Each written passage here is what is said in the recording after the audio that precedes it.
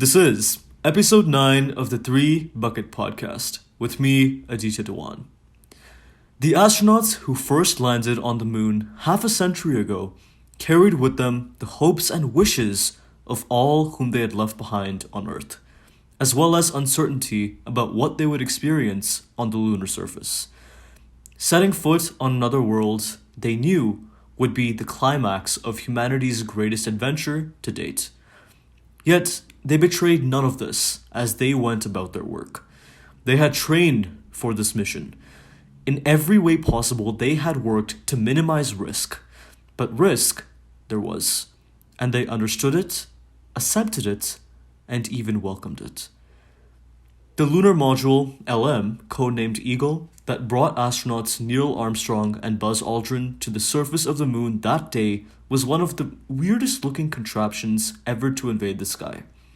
A completely non-aerodynamic multi-sided box with the tensile strength of aluminium foil, floating with its gangly legs jutting out. It possessed neither symmetry nor grace.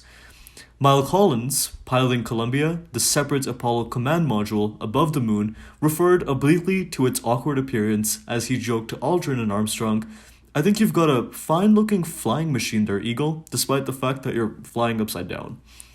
In the first of the two maneuvers they took to reach the surface, Armstrong and Aldrin, strapped into the Eagle standing up, descended to 50,000 feet. Next, if it all went according to plan, the Eagle would glide along a 12-minute computer-controlled descent to a point at which Armstrong would take over for a manual landing.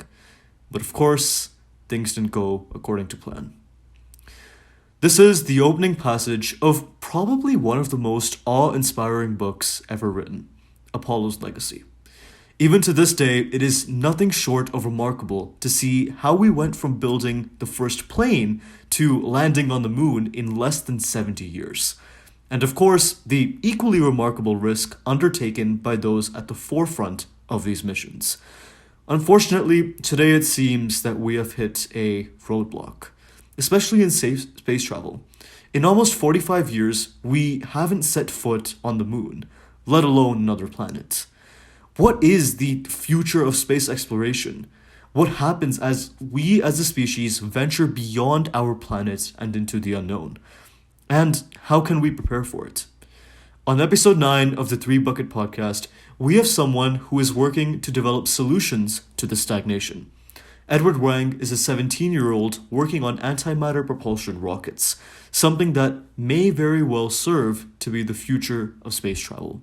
He's also a fabulous AI developer and a great friend. Edward, glad to have you on. Thank you so much. I just want to say I've been binging your podcast for quite a bit, and yeah, I'm just so happy and grateful to be on. Yeah, thanks for the compliment, man. So, what are your thoughts on that intro? Like, obviously, space travel, last 70 years. It's cool as hell, but it's like no one's doing it anymore. Yeah, I think it's really interesting, like, how far we've come. And I also think it's, like, pretty interesting because when I hear this intro and hear this kind of story and narrative, I think about, like, what came during it and what came after it as well, right? I think, like, this particular mission that was happening in America really set the benchmark for what can be done when, like, science and even politics are united together, and as well as the will of the people. And I think this is something that has been said a lot of times, but we can see that especially right now when politics and science aren't aligned, right? There are disastrous consequences. And I think like the reason for stagnation that you mentioned before is also like these 3 components need to come together for I think any great innovation, and we're just not seeing all of them present right now. Yeah. Can you dive a little deeper into that? Like, what parts do you think we're not seeing, and what do we need to like get back on track?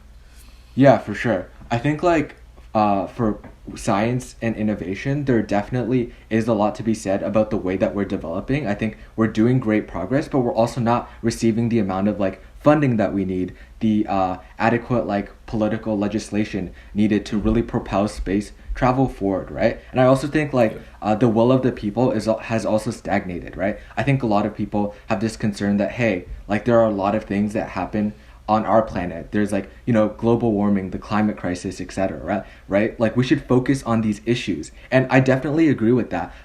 But the fact that they're using this like to take away from space travel is really interesting because I don't think that these are mutually exclusive things. I think you can have both, and I think space travel and space exploration can even be the solution to these problems.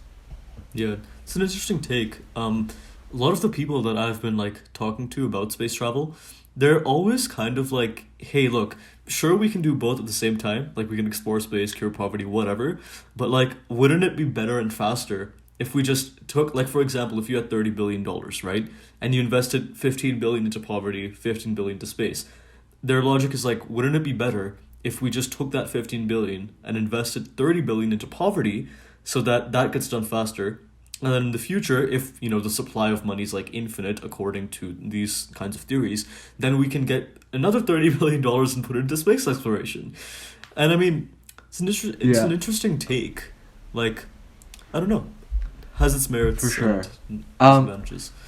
Yeah, I definitely do think it does, like, as you say, have some of its merits, but like I think it's kind of like a really simple way to think about it, because the way that like funds are, for example, transferred, for example, like NASA, for example, they get like funding from the government, right? And I think like even if they weren't to get those funds, it wouldn't be transferred to like fighting poverty or building infrastructure, right? It'd probably be funded to another one of those massive programs, such as like the defense, like America's defense, for example, right? I think it's so much better if it was used for space exploration. And I also think like the ceiling on space exploration is so much higher, right? Yeah, because there's sure. so many things that can be done, and so many like technologies that can even further be developed. Yeah, actually, yeah, you bring up a good point. It's like, I think the theory I was mentioning earlier works in like a theoretical world, Yeah. where you can just take money and For just sure. copy paste it to solving the problem.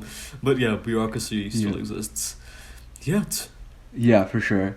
And I think it's like I think like the fact that people are like really invested in this and seeing and like being more hands-on and like thinking of solutions as well, even if they are simplistic, is really, really great, right? Because it really shows that they care. But we also have to make sure that like their opinions and the thoughts that they have are coming from a place of like information that is correct, and that they're doing their research. Yeah, it's interesting because, okay, first of all, I feel like I say it's interesting way too much during this podcast. Like, I sort of, I'm gonna have like a this is interesting counter, but not the point. Yeah, so what I was Yeah. saying is that what you're saying about like misinformation, that happens on a lot of like political discourse. I've kind of noticed, like, if you Yeah. just open up Instagram, you have like 16,000 people posting on their stories about like X and Y issues, right? And they're For like sure. all have conflicting pieces of information, and none of them have sources Yeah. listed. So like it's just kind of sad to see that a lot of people formulate opinions without knowing all the facts. For sure. Yeah, and I think there's also like a crowd mentality to it, kind of. At least for the Instagram thing, I think you have to be more conscious about like the content that you're consuming, right? I think like the idea of like posting to your stories and having informative posts that are pretty looking is pretty, like, it's great, right? But you have to make sure that the information comes from somewhere reputable. My rule for going on social media and looking at these things is if there aren't links, I have to like judge for myself, do my own research, right? And that's really the bar for me. So I can like, and if there are links, I'll do my own research through these links and make sure that everything it's saying is reputable, that it's not spinning it into a version of the truth, Yeah. in order to really get an idea of what the issue is. Yeah. So I was gonna say that's interesting again. Sorry. Yeah, but it's cool that you brought that up, because ultimately what I see, like, that kind of, I guess, activism as, is that it's maybe a substitute for a solution in a way. Like, this is something that Jordan Peterson, he's a professor at U of T, or ex-professor, not really sure. Yeah. But he was saying something about this, and he was basically saying that protesting or doing like something along the lines of raising awareness is a good way to make yourself, I guess, feel better in a way. Like, maybe that's also a part of the For crowd sure. mentality thing, not entirely sure. Yeah. But it's a way to make yourself feel morally superior to others without actually acting or influencing the end issue. Which was, like, For I had to sure. sit down with that statement for like half an hour and just really process like what the hell that meant. Because if you really equate it, it basically means that a lot of times when we're showing empathy for others in these kinds of situations, that, like, oh, there's a problem in X country, Y country, whatever, I feel bad for them, so I'm going to post. Like, that empathy is rooted in a place of ego as opposed to genuine kindness, which was crazy, because that implies that empathy can be evil or something. Like, what are your thoughts on that? Yeah, for sure. I think, yeah, like, what he says here is definitely something that I find throughout my life as well. Like, it's like saying, like, hey, I'm going to do XYZ thing, but then not actually doing it. But you still feel that, like, gratitude or that, gratification. The kick, the gratification, the kick that you get from, gratification, and kick that you get from, like, saying that you're going to do it, right? So I find that, like, a lot of times with this kind of activism and, performative activism, that you're going to get these things and that you're going to have, like, that kick, even though you don't actually do anything. And I think it's really important to kind of analyze when you're doing that, and in order to, like, just in order to put a stop to it, but also be conscious about this issue. Yeah, self-reflection is really key to anything in life. Like, even with it's activism, like, it's kind of like checking yourself. Like, what am I doing? It's like, so there are a lot of, like, theories in the psychological space that we're not one person, and we're actually, like, multiple facets. Like, there's the brain, there's, like, these random chemicals, like bodily urges, whatever, right? It's like, when you're observing yourself, you're almost, like, stepping back and observing. Like, it's so weird to say that you're observing yourself, because if you were just one person, that's not possible. But it's like you're observing the other parts of the self. I'm sorry, this is turning into a rant, but you get what I'm saying. Yeah, for sure. I think, like, one of the favorite things, I think this was Rene Descartes. I don't know if I'm pronouncing that right, but one of his things was that he would just take time and think. Mm-hmm. And, like, thinking, I think, is, like, really underrated, right? Because I don't think a lot of us take time to think in our daily lives. Like, we're always in the mindset of, let me do this, let me do this, let me do this, right? And I think I call this, like, execution mode, where you're doing things, right? But I think that it's really valuable when you take time and self-reflect and just think for a while. I think, like, I have I'm saying I think a lot now, but, like, before I go to sleep, right, I have a time where I just go back and, like, reflect on my day, and, like, I think about what I did and try to reflect on how I can improve that, how I can make more advancements, and whether or not, like, everything I did was worth it or it aligned with my goals, right? So I think that I caught myself doing it again. But I believe that thinking is really, really critical for self-improvement, but also to make for making sure that, like, you check yourself and making sure that the kind of actions that you put out into the world are beneficial for everyone. Yeah. Have you, like, noticed any substantial benefits from employing that practice? Like, what have you noticed? Yeah, for sure. Like, whenever I do something that, like, spontaneously, right? In the moment, I'm just like, let me do this thing, and we'll just see where it goes, right? But sometimes, like, when I do my reflection and I think back at it, I'm like, was that the most productive thing I could have done? And it's especially really useful for those, like, hedonistic traps that I sometimes fall into, and that ensures that this, like, negative pattern doesn't perpetuate itself into the future, right? So that's, like, a trick, or just, like, a tip I find that's really helpful for me to ensure that, like, I catch myself and don't kind of fall into these traps. Yeah, it's interesting that you call, like, a lot of them traps. Like, I think a lot of people would disagree, but that's an interesting take. Yeah, there's this quote, I forgot what it was. It was something about, like, telling the truth, I think, like, to yourself. That's what self-reflection is. It goes something along the lines of that, right? So it's interesting that you bring that up, because usually, like, most people, if they don't reflect, they kind of just do whatever they're doing, and they never, like, consolidate that information, and they kind of just move on, right? But I guess what you're saying is that you're, like, obviously correct me if I'm wrong, but I think what you're saying is that when you sit down and be intentional about consolidating what you've done, it makes you more likely to do positive actions. For sure. Yeah, and I think you need to be more conscious, and this also comes from self-reflection of, like, where you're trying to go, right? And because you really need a metric to measure yourself by, and that metric is, like, your ultimate end goal of what you're trying to do, and your reflection should just be, like, a form of feedback that tells you, hey, am I doing the right thing here? And that essentially helps like 10x you in ensuring that you're getting the results that you want. Yeah, it's interesting. Yeah. A lot of, I think, famous people also have self-reflection things. Like, Bill Gates has his famous, like, 2-week week thing. Like, this man literally just is, okay, literally CEO of Microsoft, right? It's like, okay, no, screw the company. I'm gonna go on a vacation island and just think for 2 weeks. It sounds absolutely absurd. But then you find that this man literally came up with the most ingenious insights while in those 2 weeks. And I'm just, like, blown away by that. For sure. Yeah. And like, it's crazy, right? Because innovation really just comes from like good ideas. But when everyone is executing, rehashing the same things, like, how am I going to do this slightly better? There are people who are like, how am I going to like completely change this? How am I going to improve this by 10, 100, or 1,000 times, right? And I feel like, yeah, like thinking is kind of an underrated skill, in my opinion. Yeah. It's almost as if to come up with great ideas, you need to like articulate what's okay, so there's this I literally cite so many quotes in these podcasts, it's not even funny. Yeah. Okay, so I think it's from the same guy, Jordan Peterson, but it was basically that something about the fact that thinking is really just articulating what is unknown into the known, like to yourself, right? Like, this goes back to like the multi-brain kind of theory, which is that your brain is really just like a bunch of different parts that are like constantly arguing with one another. And when you're thinking, you're allowing each of those pieces to consolidate their own information, come up with different scenarios, and then judge them. Which is like, for example, if I wanted to think whether I wanted to wear like a red or orange shirt today or something like that, right?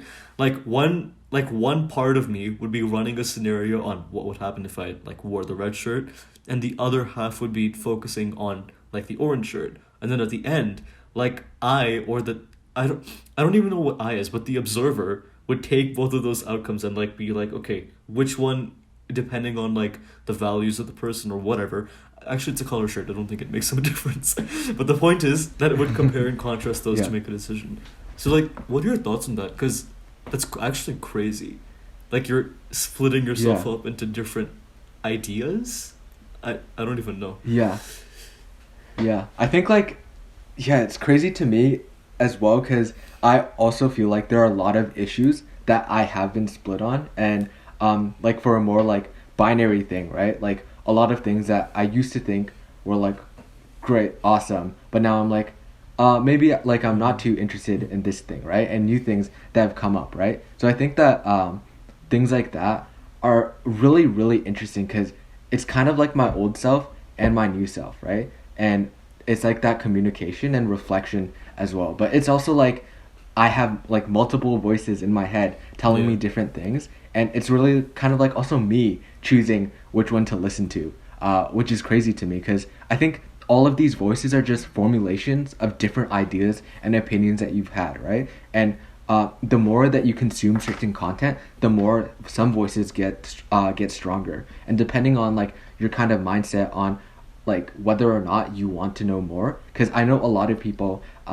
will choose a side, stick to it, and refuse to get more information, refuse to grow their own idea. You might actually reject and stop these other voices from growing in your head, which I think is also insane. Yeah. So you're saying that like the thoughts you have is based on the things you consume, basically? Yeah, kind of like the media, the information that you process and consume. So what have you like, I guess, done to make sure that you're consuming positive things? I mean, I know you mentioned like one technique at the beginning. Are there any other like tools or tricks you have to make sure that positive things are going in through your mind? Yeah, for sure. Like, aside from reflection, and I think this is like, I even mentioned this before, is the ability to see things from both perspectives, right? I find like a lot of issues have both sides to them. So I definitely want to seek out both sides and just broaden my perspective. And I don't even think this is I think a lot of people stick to their side, but I think it's actually more useful if you look at the other side in order to, you could like change your opinion on things, and most of the times it won't be a drastic change, but you'll see some flaws within like the model that you're that you have in your mind, right? Or B, you can even strengthen your opinion with the criticism from other kind of sources of information, which I think is equally as if not more helpful. And I think I remember this saying, I don't know if it's loose conviction strongly held or something, Yeah. but it's the idea that you have well-researched opinions that you are fine with like swapping and kind of like playing around with and understanding that, hey, over time this can change, but making sure that you put your research and understanding. Yeah, I think it's from TK. So the actual thing is like strong opinions loosely held, I think. Opinions. Yeah. Yeah. Have you ever had like any major encounters with people you would say like can't see sides from both issues? For sure. I think like a lot of my friends are definitely like interested in helping people, right? And with that comes a lot of like involvement in politics, for example. And I have friends from like all of the spectrum, right? And I think when it comes to certain divisive issues, like they are very opposite of each other and they're kind of unable to see what each other's sides are. And I think that's definitely really harmful if we want to like progress forward, right? And like in order to kind of so like I've just always been the one to kind of see both sides, take them at their best, and try to understand and formulate my own opinions based off of that. And I think it's really interesting because like both sides fall into this trap of not being able to kind of see what the other side is talking about. And I feel like at the end of the day, that is much more harmful than it is helpful. Yeah, agreed, 100%. Because I think that goes back to the intro, right? With like space travel, a lot of it happened because politics kind of like reached out a hand to science and they both like shook it with each other. And it's like, okay, we want to beat Russia and you guys want to go to space. Yeah. Yeet, let's do it. Yeah. So exactly. yeah, like I think that kind of thing where politics and science is like united, I think I do agree with you. It's kind of off today in a way, right? Like obviously you have governments supporting like emerging tech, making I guess green vehicles easier, global warming, etc. But I don't know. Like you obviously I think innovation as a whole has kind of slowed down in a way. And I was talking about this in episode 7, which was with Jake. Like I think you know Jake, right? Yeah, for sure. It's really legit, man. But yeah, so we were talking about like innovation as a whole and how that's changed with politics. And one of the things I brought up was there's this paper by Jonathan Hubner. He's an ex-Air Force specialist in 2005. And first of all, this was in 2005, back when like the dot-com bubble was in its heyday. And he published a paper called A Possible Declining Trend in Worldwide Innovation. And what he was basically saying is that humanity, like if you imagine innovation like a tree, humanity had already climbed up most of the major kind of branches, and now it was just expanding onto the tinier ones, right? Like obviously you have fire, you have tools, then you have like metal, the computer, that was a big one. And now it's like small branches. Like if you look at AI, of course it's revolutionary, but is AI as revolutionary as the computer? Maybe, maybe not. Like, what are your thoughts on that? Yeah, I'm actually like not too sure, but I definitely think like fields like space travel have like much more than meets the eye, right? Because I think with the possibility of space exploration, there is just so much more things that can be done on a larger scale, right? Things like clean energy can be better done in space, whether it's through like solar power, right? And yeah, I definitely think that from our perception, it might seem like, you know, we've already went up all the, branches and we've gotten just to the minute stuff. But then, like, we never know. There might be just another sudden branch that is, major branch that is unlocked that opens like new possibilities, right? So, yeah, I think like there's definitely parts of me that I agree with this, and definitely parts of me that are hesitant. Going back to the kind of multiple voices. Yeah, it's like it's conflicting because at one point you have like the fact that actually no, here's a quick story from here. Okay, I tell a lot of stories. I'm really sorry to people listening to this who are sick and tired of it, but you clicked on this, so this is what you signed up for. Just kidding.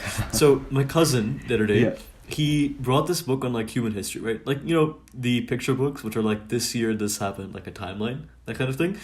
Right, so he just brought that. I was like reading it for him. And I noticed that So I think the human species is something like what 200,000 years old, 250,000. I don't know the exact numbers, so don't quote me on that. But the point is that I was reading it, right, and the difference in the timeline between when humans started using tools and fire was something like 200,000 years, right? And the distance between fire and agriculture and like all of these different amazing innovations, right?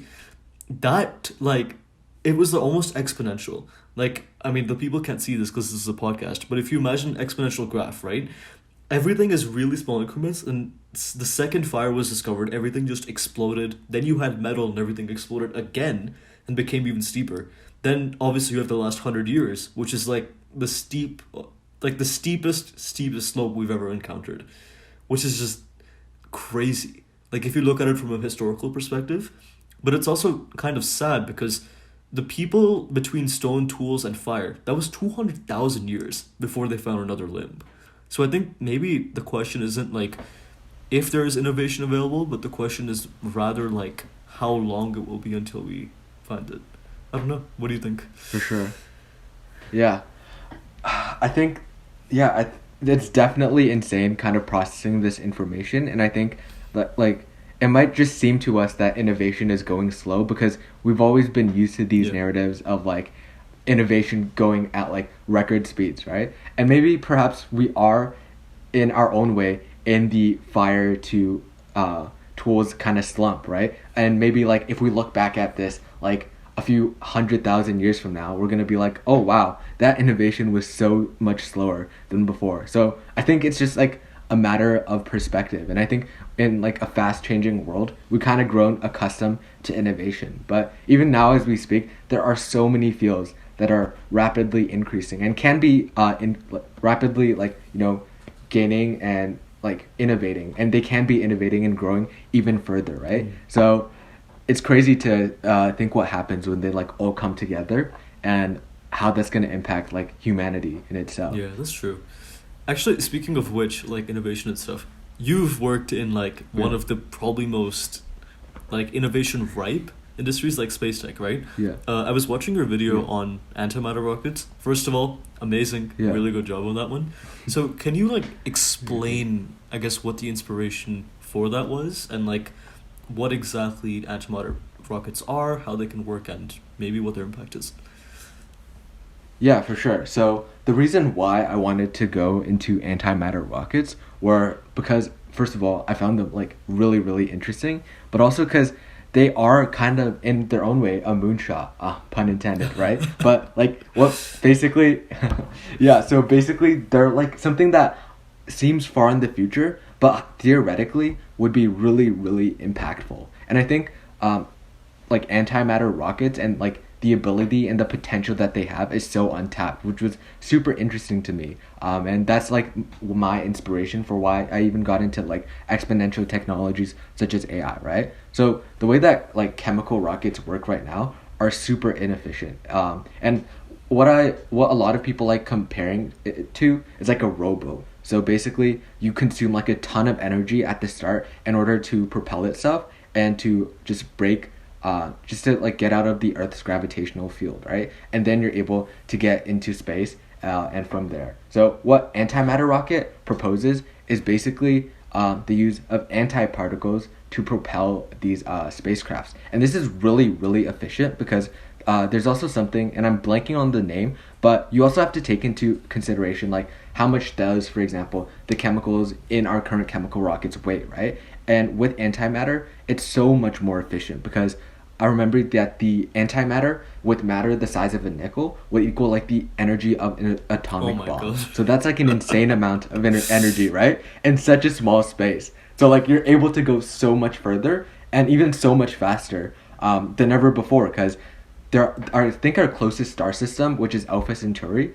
you're able to reach right now in, I think it's around 300 or was it 30 years? Yeah. But somewhere there, right? With antimatter, you can reach that in basically an amount of days. So that speed would be insane and would allow us to go so much further. And that would mean so much more exploration as well. So that's kind of like really the inspiration of what got me into here. Just the thought of being able to explore like we've never have before, I found really interesting and compelling. Yeah.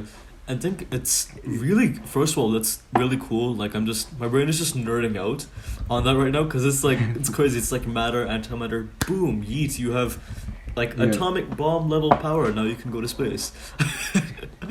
Yeah, but I mean, aside Yeah. from that, like, oversimplified explanation, I wanted to, Yeah. I mean, from my end, not yours, sorry. Yeah, No so worries. Yeah. I wanted to, like, bring up something, the rocket equation thing, right? Like it's basically Yeah. about how much power a rocket would need, like fuel, etc., to get from point A to point B. And I think what it was saying is that to get from the Milky Way to Alpha Centauri with a chemical rocket, you would need like something like 30 universes of power, of like fuel, just to Yeah. make that trip, which, obviously isn't happening anytime soon. But like, Yeah. it's crazy because it shows that we really need to improve efficiency rather than just brute Yeah. force launching. For sure. And yeah. Oh, first of all, so looking back, I want to correct myself. So it actually takes 30,000 years to go to Alpha Oh, wow. Centauri with current rockets. Yeah. But with antimatter rockets, that's 40. So it's a long time, okay. but it is still doable, right? And as to the thing about efficiency, it's, yeah, like efficiency is really, really key when it comes to rockets because you don't want any unnecessary that's true. baggage. And also, like, being able to go faster directly correlates to being able to go further, right? So that means that you're able to go to places that you never had before, that like we never thought was even possible, right? And that means being able to obtain things such as more resources, being able to explore like we never have before, and who knows what kind of discoveries and scientific breakthroughs that would lead to, which is insane to me. Yeah, that's true. 100%. I mean, even with Yeah. antimatter rockets, so there is a certain limit to where we can travel, I think, right? Like, there's Yeah. this really good series of videos from Kurzgesagt where he talks about this. I mean, I think everyone has seen them at this point, but it's basically the fact that Yeah. even if you were traveling at the speed of light, which is something like 300,000 kilometers, I think it was kilometers. Yeah, Yeah, I think 300,000 kilometers an hour, right? Even if you were traveling at that speed, you literally wouldn't be able to cross the local group because of the expansion of the universe. And how that is essentially faster than the speed of light, meaning that you're Yeah. basically trapped forever. Like you can never explore the far sure. reaches of the universe, which is, I don't know. At one point, on one side it feels like it's a violation of the laws of physics to go beyond the speed of light. Like it's impossible to go beyond the local group, right? But I mean, Yeah. maybe 600 years ago, people might have thought that it was impossible, that we would have like science fiction-esque computers that would be able to tell us the answers to anything that we needed, or that we would be making Yeah. money by selling virtual coins on the internet that didn't actually exist, right? So I mean, I don't Yeah. know. It's really interesting. For sure. Yeah, there are definitely limitations to space travel, but also I think like I watched a few videos that talked about tachyons, for example, and I'm still kind of unsure about how that whole thing works, but you're essentially maybe even able to travel faster than the speed Oh, of light what, actually? using these particular, yeah, like using this particular Yeah. particle, or even like, yeah, like the nature of how the universe is expanding and how you can actually use that to your advantage to move faster. And I'll definitely send a link to you, and maybe you can even attach it to the viewers below Yeah. of the video that I watched that on. But yeah, like that is just like something small for now, but maybe even like in a few thousand years, that's going to be a main mechanism to travel even faster than light and being able to get to places that we never have before. And yeah, it's like, because just like how people back then thought what we're doing right now is crazy, in the future we're gonna like, in the future they're gonna think, we're gonna think what people are doing in the future is definitely gonna be insane. And who says it can't, be traveling faster than light Yeah, itself? man. Theoretical physics is cool as hell. Like, For sure. Yeah. it's mind bending mathematics, but like, okay, first of all, I'm like entering my sophomore year in high school, so I haven't actually touched physics or Yeah. something. I definitely should get around to doing it because it's just cool, like it's just plain cool. Yeah. So I'm just gonna definitely do that. But it's interesting. Like, obviously, if any physicists are watching this, they're probably gonna scream at what I'm about to say next, but because I have no clue how this works. But if you're traveling faster than the speed of light, doesn't that mean that you don't exist?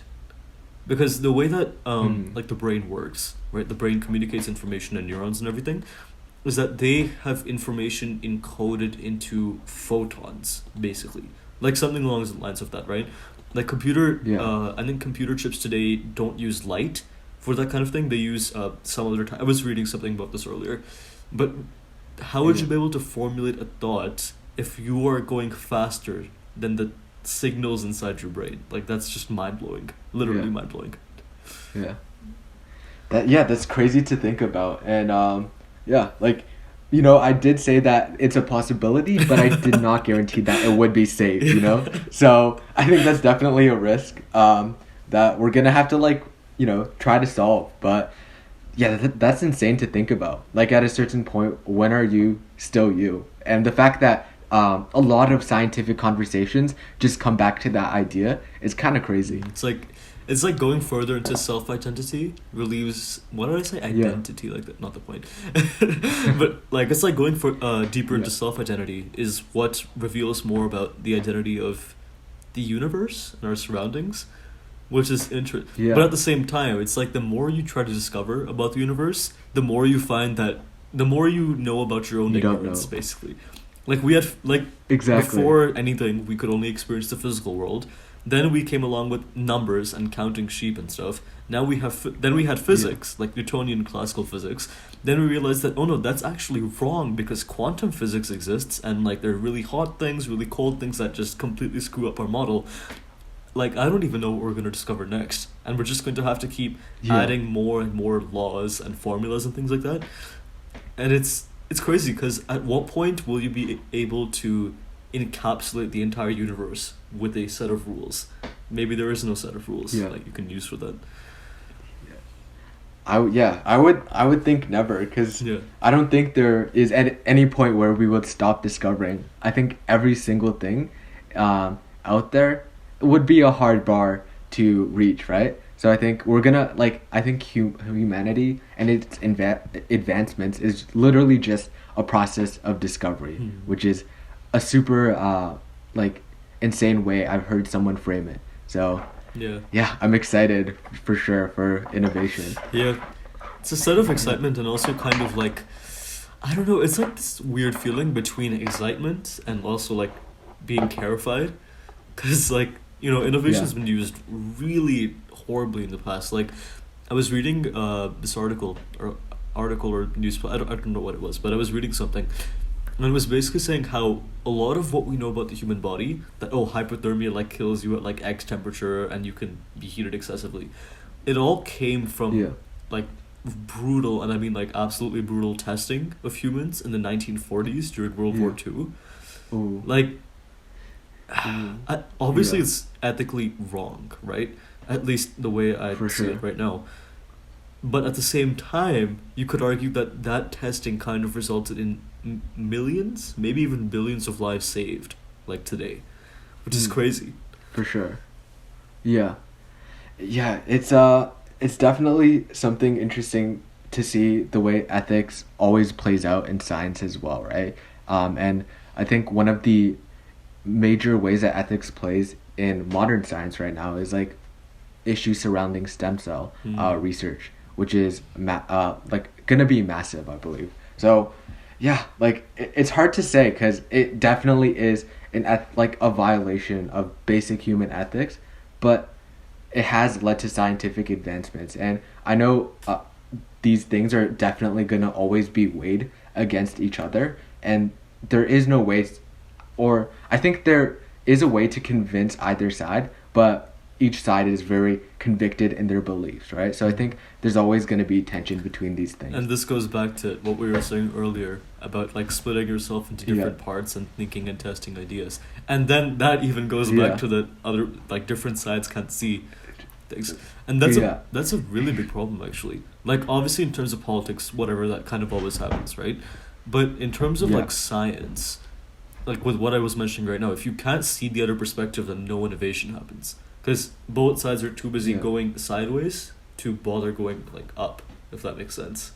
And it's especially kind of frustrating when it comes to issues where science crosses with politics, where the use of like even religious rhetoric in some at some point is used to stifle innovation. And I know for the specifically stem cells, I think it was Bush who gave a speech about the nature of stem cell research, which actually pushed back. Yeah, and it pushed it back by so much because like the perception of the public was so heavily against it. So it's definitely really, really frustrating to see that happen. And I think we all know what the modern example of that is as well, right? So you gotta be really careful with these things. Yeah.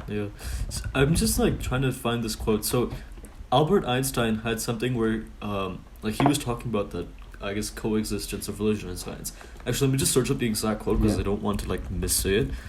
It was something like religion, Albert. He was mentioning something about this. Quotes.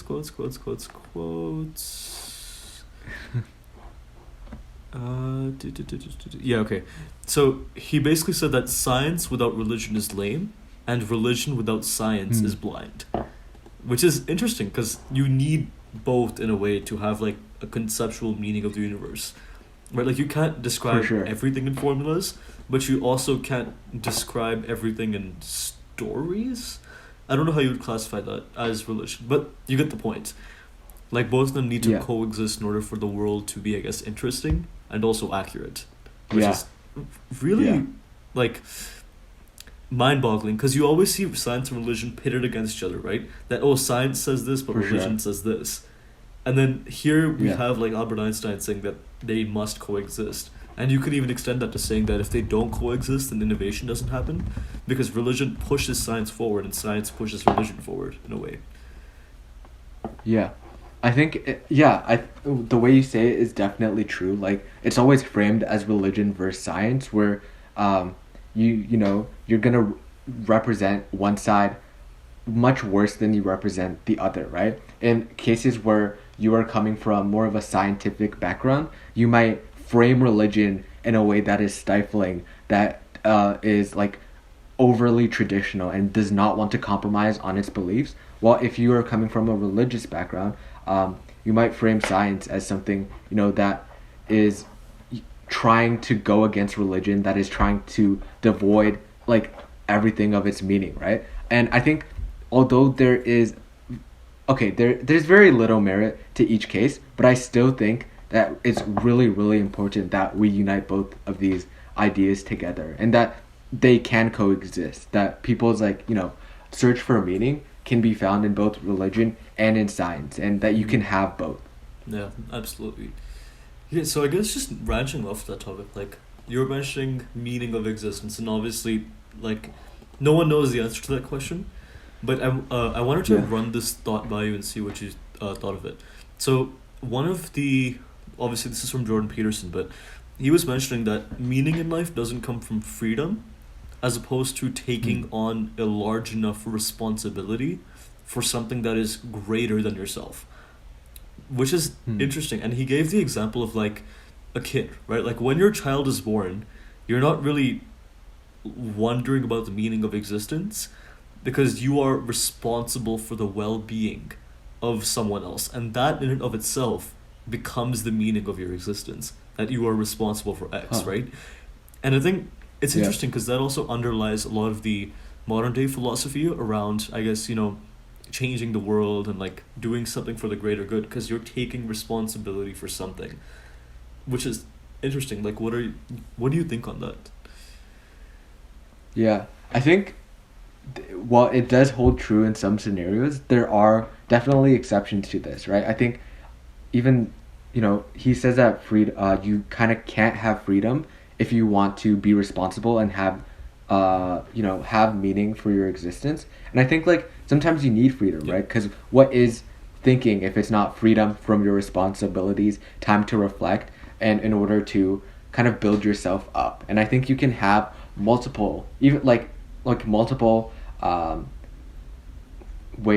multiple meanings to your existence, right? On one hand, you can be like a father, a mother, like a grandparent, a granddad, but you can also, seek meaning in a professional context where you're doing great work in whether it's innovation in technology and science and business, right? So I think these things I think you can definitely have both, but it also comes to the line as sometimes you're gonna have to sacrifice one for the other, and in that case, like, which one are you going to choose? Yeah, agreed. It's definitely a dichotomy. Like, you have to kind of balance freedom and responsibility, because Yeah. I think a really good way to word it might be something like, the real meaning to life is the freedom to choose what responsibilities you want to adopt. Yeah, yeah, yeah. Like, I think that works really well. you were mentioning about the company thing, like tech and innovation, because that is Yeah. also kind of responsibility. Like, you're responsible for the advancement of the species, which is obviously not an insignificant thing. That's like huge. Yeah, It's crazy. for sure. Yeah, always like these kinds of questions. Like, damn, they kind of just. Yeah. It's not even worth like articulating them. It's kind of just worth sitting down and just thinking about it. As you were mentioning earlier, Yeah. right? Like, there are some things that I Yeah. think that you can't really articulate. It's Yeah. crazy. Actually, wait. Speaking. Yeah. And Sorry. You can go ahead. yeah. No, go ahead. Go ahead. No, I was just gonna ask Yeah. a different question, but I would love to hear your thoughts. Yeah.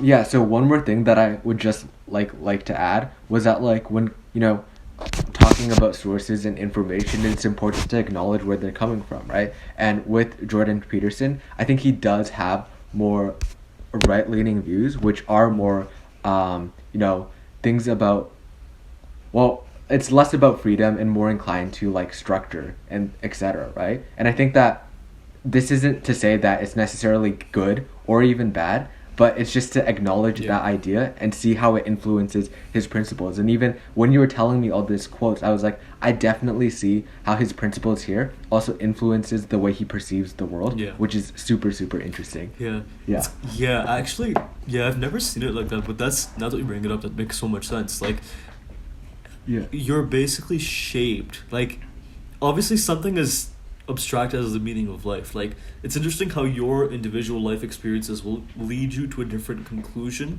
about the purpose of existence than other people. It's, once again, mind-blowing, and it's just fantastic to see that.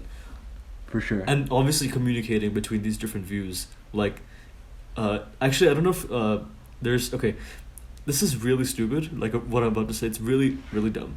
I was watching this, like, really dumb brain teaser show the other day, right? Like, with my, like, 10-year-old cousins. And one of them was basically, like, if you take a population of people, right? Like, let's say you take 30. I don't even know if you can call that a population. But the point is that if you have 30 people, right? Yeah. And they're all trying to guess the amount of, like, I don't know, marbles in a jar or something. They'll all give random guesses. The thing is that if you take the average of all of those guesses, you somehow end up at the right answer. Which is like just crazy, because that, like, from no logical perspective does that work. Like, if someone guesses 5, 6, and you just repeat that for like 30 other people, and you take the average, there's no way that should lead you to the right answer. But somehow it does, and with pretty reasonable consistency. So what I was like talking about is that if this applies to mathematics, does it also apply to one's perspectives on the world? Like, if everyone has their own perspectives, and you take them, and they all like talk to each other, they all communicate, and would the theory that emerges, like the meta theory, from the other theories, be closest to the right answer than any of them? I think in the perfect world, yes. But one thing we need to acknowledge, especially with politics, is like the way that news functions, right? That's true. And I like to think of it in your analogy as like, when you're presented with completely different information, it's gonna skew your views, right? If one hand, I don't know, you magnify the glass of marbles, and then on one hand you shrink it. The side the side that perceives it differently is gonna have different answers, right? So that might actually skew the way that both of these sides perceive that that jar of marbles, and therefore your result. So I think it's really interesting to think that the function of media and the way that this binary between politics now kind of skews the way that people view the world, and kind of makes this perfect scenario that is really, really interesting and probably really useful unable to happen, which I think is both scary and fascinating. Yeah, actually, you're right. It only works if everyone is looking at the same jar of marbles, and then they're free to make their own guesses. Exactly. But if everyone Yeah. is looking at a different jar, then the guesses will be different, and it can't like it's Yeah. not the distribution curve is not based on the same baseline. Like it's a bunch of then it becomes a Yeah. bunch of random points. Exactly. Yeah. And the jar of marbles is basically shaped by the people who you talk to and the things that you can, like the media and Yeah. type of information that you consume, right? All these lead to a different perception of the marble jar. So it makes it increasingly hard to figure out how many marbles are there in the jar. Yeah. Okay. Did we seriously just relate a jar of marbles to philosophy? This is amazing. I think we successfully did, yeah. Yeah, no, but that's right though. So, and if we assume for a second that like finding that right or close to the right answer of the jar of marbles to like any given question is Yeah. what drives innovation. Like let's say you had a bunch of different like let's say we were all trying to agree on like an ethics kind of thing as we were mentioning before, right? Maybe Yeah. on stem cells or something. And we were all trying to decide whether we should or shouldn't. And the way we do that is by Yeah. talking, by exchanging information, so we all come to a same conclusion. And if everyone perceives that thing differently, like has a different jar of marbles, right? Then Yeah. then you can't come to a good conclusion. And if you can't come to a good conclusion, you're like hampering the development of the field of stem cells, either for the good or for the bad, regardless. So either way, you're Yeah. hampering innovation in a way by not Yeah. sharing True. ideas. Yeah. And I think the way I always thought about like this question, especially with ethics and politics, is I think that for politics there is a more concrete answer, right? There is something that is gonna be, better for the economy, better for a larger group of people, better for those who are disenfranchised, right? But when it comes to ethics, right, that is the way that all of us perceive the world, and all of us, all of our morals come together and decide, is this right or wrong? I know that's a gross oversimplification, but that's generally like the function that ethics has, right? So if that's the case, it would actually seem that if you take, the population of people, like 30 people, or even like 100,000 people, you would arrive at some mid-ground of ethics, and therefore would be like the mid-ground of almost like all of humanity's, like basically approach to what they think is right or wrong. But that's, of course, you have to factor in, like they have to be from different backgrounds, have all these different experiences. You need to have a diverse enough group almost. I don't know if there's any flaws in that, but that would just be my way of viewing things. That makes a lot of sense. Yeah. I think that also comes down to having an informed opinion as well, right? Like Yeah. if everyone has For sure, different, yeah. if everyone's drawing from a different pool of statistics, then you have a different jar. You're debating, Yeah. like that makes no sense. But, Like one yeah. person's debating apples, the other person's debating oranges. So you can't, like you can never find For a sure. solution because you're debating a different thing. For sure. And like even that midpoint might not even be as helpful, because I think like when it comes to ethics, right, like all Yeah. of people's different religions, whether they have one, whether they don't, the beliefs that system that they came up with contribute to a ground zero, like a middle between everyone's beliefs, right? But then for scientific innovation, I'm thinking that you're probably going to have to be on the side that is more risk taking and therefore that's employs true. like less ethical behavior. But there is also a line to that, right? Like, for example, the 1940 experiments, I think, would definitely have crossed that line. But yeah, like it's crazy because it's so abstract, and like there's just so many ways to view it. Agreed. That was like Yeah. mental gymnastics there for a second, but was 100% worth it. It's cool. Yeah. Yeah, so I mean, I think we're almost at the end actually. Yeah, basically, I think people are. Yeah. It's been 53 minutes, so the people listening are kind of. Oh wow. I'm kind of like, when is this gonna Yeah. end? Are these guys gonna rant about philosophy for the next hour? Just kidding. So I guess, just like, as in last kind of question, like, what are your goals and aspirations for the next 10 years? Like, where do you see yourself? Yeah. So I definitely want to gain more of a foothold within like the crypto and space exploration space. Yeah. So for example, my project with Evan on BitClout IQ, that was a good way to kind of get my feet wet in the crypto area. But I do want more projects, and I do want them more focused on a humanitarian basis.